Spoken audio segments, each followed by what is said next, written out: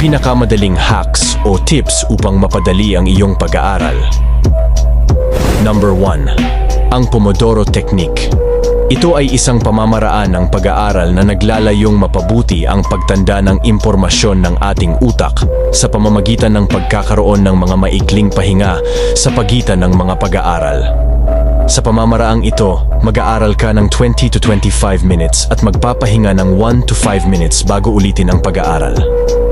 Ito ay nagpapahintulot sa iyong utak na magpahinga at mag-relax bago simulan muli ang pag-aaral, na nagpapabuti sa pagtanda ng impormasyon. Number 2. Subukang ipaliwanag at ituro ang impormasyon sa ibang tao.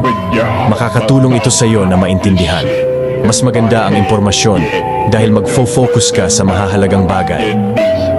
Number 3. Matulog ka agad pagkatapos mong mag-aral. Makakatulong ito na mapabuti ang iyong memorya ng kung ano ang iyong natutunan.